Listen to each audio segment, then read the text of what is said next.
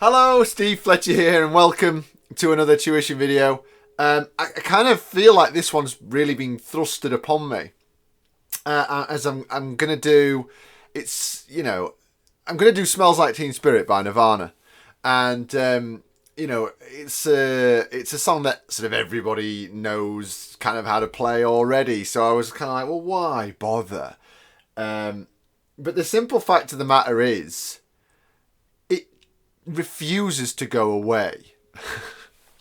And what I mean by that, I mean, it's a terrific song. I've taken a really, I'm going to get into sort of my personal history of Nirvana. I was too young for Nirvana, really, the first time round. You're sort of talking late 80s, early 90s. I would be, between sort of, let's say 5 years between 89 and Kurt's death. That 5 years, I would be between sort of the age of 9 and 14, sort of aging myself there a little bit, but I don't mind. So, sort of 9, 10, 11 in the early 90s, and only 14 when he died. And so I was just that little bit too young. Now, I do have memories about him. So yeah, I'm just a little bit too young to get that kind of teenage angst and that social upheaval that was happening when Nirvana were huge, and the grunge scene and people wanting something different and all that kind of stuff. I wasn't there yet as a human being to understand any of this stuff. Music was just something that, came out of the ether, and that was that. It didn't mean anything. It had no social, commentary or anything like that. It was just there. I was just a little kid. I didn't even play guitar. And in fact, thinking about it now, I actually started to play guitar literally in the month of Kurt Cobain's death. I'm not putting any kind of stock into that. It's just a remarkable coincidence. But there you go. That kind of in my brain, that kind of bookends, if you like, where I was as a human being when Nirvana were about, and now that they're not. Now, that's not to say I don't have any memories of Nirvana back in the day. I do. I have sort of two clear memories. And unfortunately, one of them is of Kurt Cobain dying. I could point to the place that I was at school when I heard that Kurt Cobain had died. I was in secondary school by that point, and we were having to cross. It was actually a school with two buildings that were a good half a mile apart. It was amazing to think of it now. I don't think you'd do it now. But anyway, and you had to cross the main road to get from one to the next, and you had to walk and blah, blah, blah. I don't think schools would do it now, but there you go. And in fact, that school is not a double building school anymore. But anyway, and yeah, we were walking from one building to the next. I could literally take you there now when we heard and we were talking about, oh my God, Kurt Cobain has died. So, and it was a real oh my God moment. So there must have been, and I do clearly remember it, so there must have been more of Nirvana floating around than I can remember, because I do remember that being a real wow moment. And I remember Freddie Mercury dying, but Freddie Mercury dying was kind of the first time I'd heard of Freddie Mercury, and I was 11. When Kurt Cobain died, I think Kurt Cobain dying will have been the first rock star, celebrity kind of person that I was really aware of that had died. And obviously died in horrific circumstances.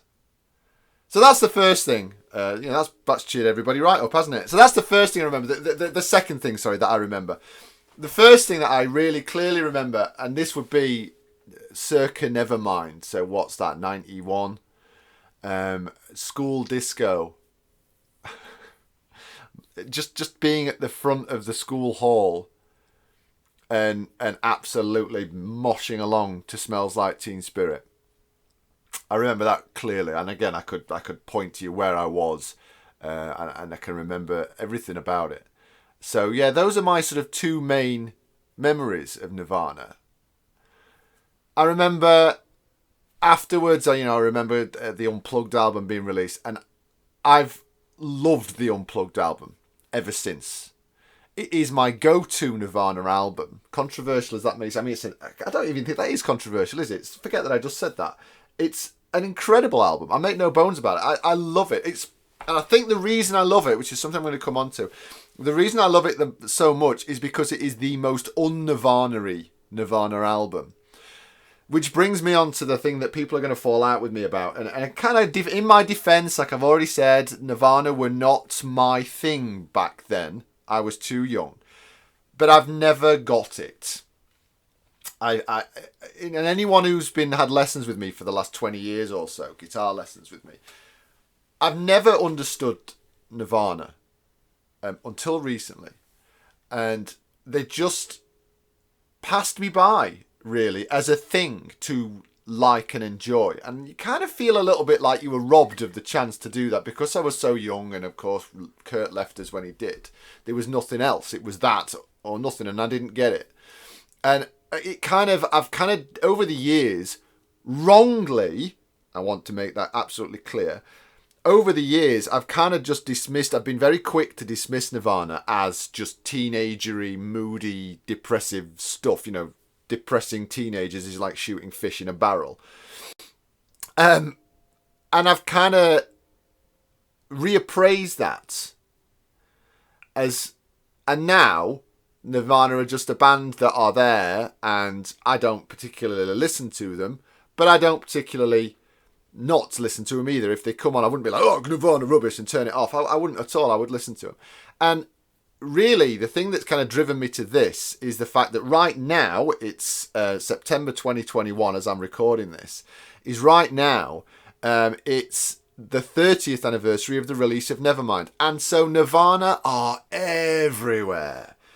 I did the school run this morning, and I have to go to a couple of schools to do that school run. And so I got in the car, I think 3 times before 9 o'clock. And on every single time I got in, there was an advert featuring a Nirvana song because of the 30th anniversary of Nevermind. An advert for a show about it. So it was just like, they're everywhere. And there's been programs on the TV, and students have mysteriously just started wanting to learn that. Now, and that's actually wrong to say that they've started mysteriously. Students have always wanted to learn to play Nirvana, so that's sort of never gone away. But it's just a really weird thing that this 30th anniversary thing. So I've got students who are mums who watch this program with their kids, who I also teach. So I'm teaching like whole generations of families, and the mums are showing the kids these Nirvana documentaries, and the kids are then going, I'm talking like 7-8-year-old kids who are now going, oh, I want to learn to play that, and I'm now having to teach them. So it's a real going down the generations thing. And so so I've kind of always been, over the last couple of weeks, I've really been forced, and I had a by bizarre coincidence, I had a student starting grade 3 guitar. And they were like, straight away, they were like, oh, I want to learn to play Teen Spirit because that's in there. So, yeah, so it's kind of been thrust upon me, really, to do this as a sort of celebration of my acceptance of both. My acceptance of Nirvana as, oh my God, actually, these songs might not be my cup of tea, but if I'd sort of take away my own personal feeling about them, they are goddamn good songs. They are catchy. They're pops. They are pop songs. They're kind of the songs that you could imagine, some teeny pop band doing. The melodies are incredible. The choruses are so catchy and so singable, so big crowd singable. So I'm, anyone who's suffered at my grumpiness about Nirvana over the years, I'm freely admitting that I was wrong. I'm never gonna have them around my house. But I would never say anymore. I would never be so dismissive about them anymore.